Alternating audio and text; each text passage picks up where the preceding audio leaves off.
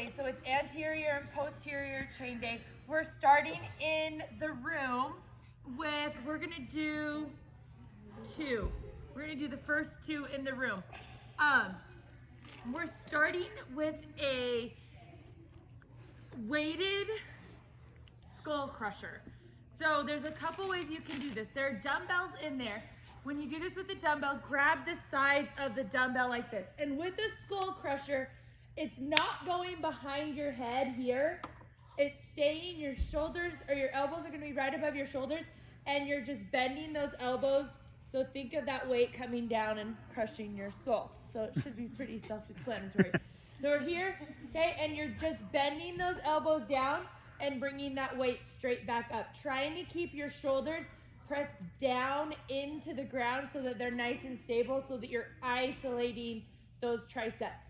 If you want, you can also do it with a weighted bar. Weighted bars are obviously, can be significantly more heavy than the dumbbell, so it can be harder, but you're gonna do the same thing. So when you get that weighted bar up, draw those shoulders back into the ground and then drop those elbows down and up, okay?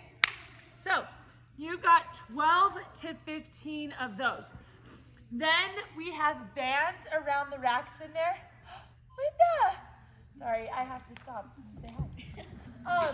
So the bands are around the rack. You're going to row back with your elbows nice and wide to your chest, and then from here, you're gonna bring those hands up so that your palms are facing the rack. And then you're gonna reverse that. So down and then forward, okay? Row back, elbows wide, and then you're pulling those hands back. So the palms of your hands are facing up.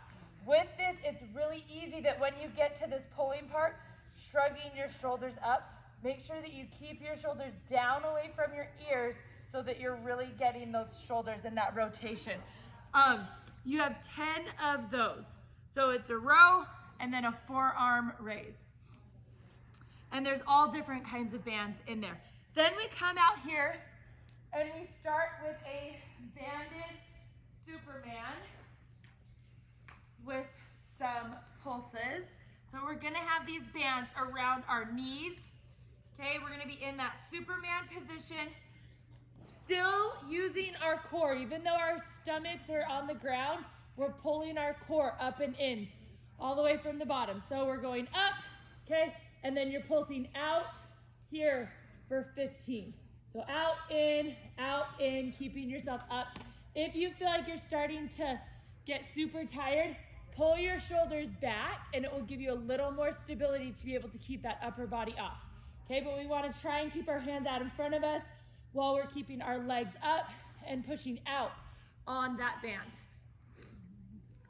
So we've got 15 of those. Then we go to a box jump with a calf isolation.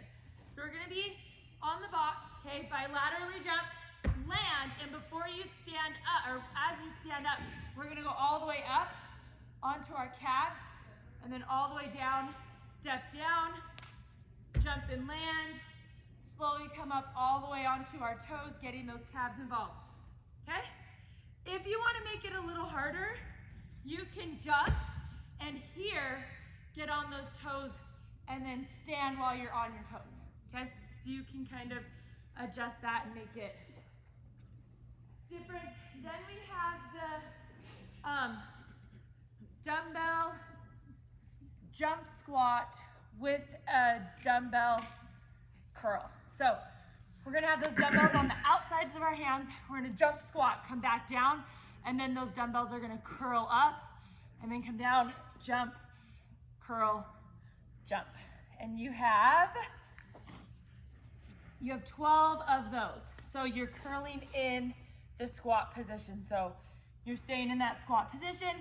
Then we have over here, we start with a plate push-up into a squat push out.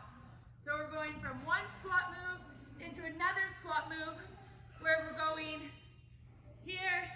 Okay, we're gonna do our push-up on the plate, and then when we come up, we're staying in this squat position picking up that plate and pushing it out in front of us, and then back down into our push-up, and then back into our push-out.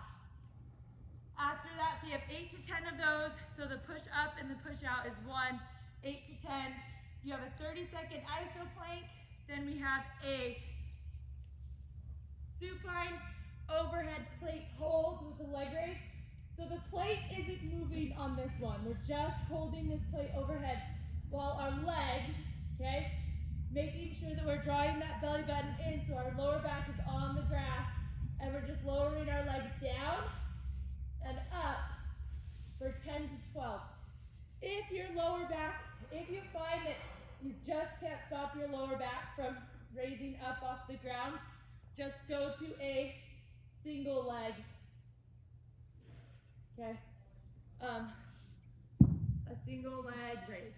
So you've got 10 to 12 of those, 1 to 2 field laps, and then we just start over from wherever you started, okay?